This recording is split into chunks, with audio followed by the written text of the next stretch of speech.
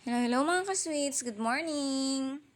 So, dapat kagabi ko pa pala i-upload to, kaso hindi ko pa siya natapos na i-edit, kaya ngayon ko na lang siya i-upload. So, ito na po pala yung ating video sa ating rush order kahapon na unicorn na theme cake. Pero bago natin to gawin, ay i-shoutout ko muna ang ating customer na umorder nito. Hi Ma'am Yumi! Thank you so much for your order! Alam niyo po ba, nung sinend ko to kay ma'am yung after kong gawin, natuwa si ma'am kasi ang ganda daw. So, ang order po pala ni ma'am ay size 6x4, pero tingnan niya naman parang 6x5 na yata yan. Kasi hindi ko na nagtabas-tabas. Tsaka yung ating cupcakes ay nagpasobra na rin tayo. So, akalain mo nga naman, wala naman dapat akong order kahapon, pero may biglang nag-DM, may biglang dumating na blessing. So, ayan, may content ulit ang inyong lingkod. So, going back to the cake, ayan na, pakinis na natin ang ating cake. Hindi ko na binonggacious na pakinis yan kasi maglalagay naman tayo ng mga anik-anik dyan. Ayun no, iba-ibang kulay.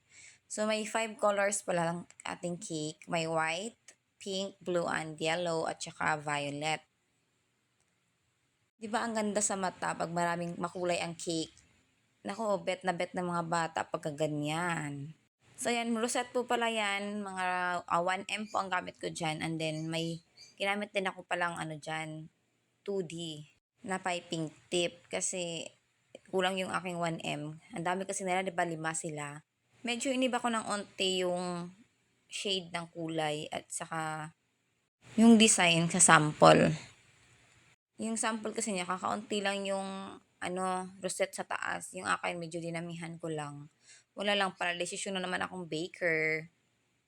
So, around 9 a.m. na nga ito nung ako'y gumagawa. Pinapadeliver pala ito ng 11 a.m. Kaya medyo nagmamadali na po tayo kasi may cupcakes pa tayong gagawin. Late kasi nakagising ang inyong lingkod. Gawa ng napuyat ako kasi nag-bake pa ako nung gabi. So, ayan, dito na tayo sa mga pa-topper. Nakita nyo ba yon yung nalaglag? Alam nyo ba, kilay yun ng unicorn. Ayan, pag dikit kong ganyan, nalaglag. Nag-slide siya ba, kaya inangat ko gamit yung barbecue stick na pinagtusukan natin ng isang topper ng horn. Tapos ito pa, natawa pa ako kasi nung tinanggal ko na naman yung mga kilay. Ayan o, inangat ko. Nung ilalagay ko na kasi dapat yung mata niya, parang may something na hindi maganda tingnan. Ayan, yung mata kasi magiging babang-baba na siya pag doon natin nilagay yung kilay.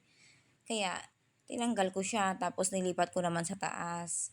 So, hindi na po ako naglagay ng barbecue stick diyan, diretso tusok na po yan. Pati yung name, may kunting-kunting icing lang siya sa likod, and then dinikit ko na siya sa board.